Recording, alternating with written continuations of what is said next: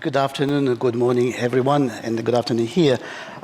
Indeed, I'm very pleased to share with you a few of the first conclusions of the global research and editorial project that we have kickstarted right with the beginning of the pandemic with my dear colleagues Milindo in India, in Jindal University, Riyatu at the Indonesia, University of Indonesia, Holger Kühl in Berlin, and Gunnar Hartmann in Berlin, and Nel Andreetti with the Asian Development Bank Institute about this issue. What if we are moving from extracting to intersecting? Extracting, you can hear that in many different ways, but basically it is also part of this shift towards new sources of energy. But what about the society? So while we have been digging into different directions, we have tried also to not go in one scientific direction, but in several, and not go into just several scientific directions, but also cross the lines with professional issues and policymaking issues, crossing the lines from disease, health to society,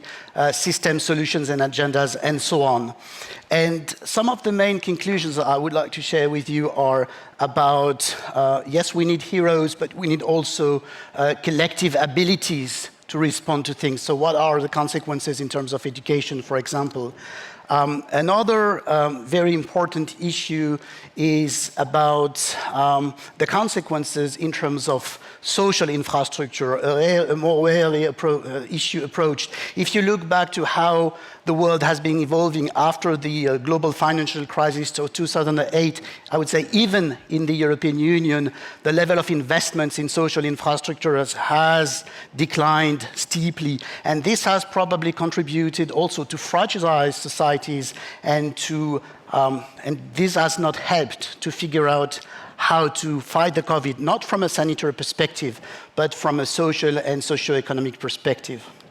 The other way we have been looking at the issue, and this has been mentioned several times also here today, is about how the health issue, not just the sanitary issue, but the health issue is a way to re-enter into the urban conversation, connecting environmental issues and infrastructure and investment issues in a very cross-boundary manner. And maybe one way out also in terms of policymaking, global policymaking, we have talked a lot about local policymaking, and this is part of the equation, is it the right time to move from global to planetary? There is these whole issues about relocate industries, relocate democracy, etc.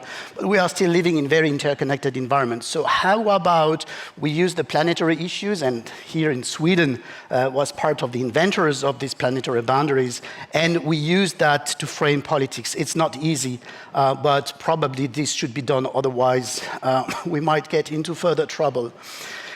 This is also a time where we look back in history. I showed this picture that was used by the Fondazione Bruno Kessler in the opening in Trento. But we look back 20, 10, 20, 30 years ago, and actually I mentioned in the beginning the end of the Soviet Union. This is also a time of big enthusiasm, the end of the Cold War, the fall of the Berlin Wall, etc. And a time where global environmental governance with the COP, now it's a 26th COP on climate, was forged in Brazil. But maybe also this system needs to be a little bit reviewed, repolished according to a more system approach and in the context of the magnitude of global crisis we are witnessing now, and which cities are part of the solution of, but also part of the problems which are being caused. And this would include also ways to look differently in some regions of the world, such as the Arctic, which in 20 years from now might also be a place with more cities and urbanization. So to finish with that, several volumes of Intersecting. The first one was just edited, the next one in 2023 about bounding the linear economy, and the third one in 24 about the new infrastructure of multilateralism. And I'm very happy to share that with you. If you have got any further question, go anywhere online. I would be happy to follow up on that. Thank you very much. Thank you.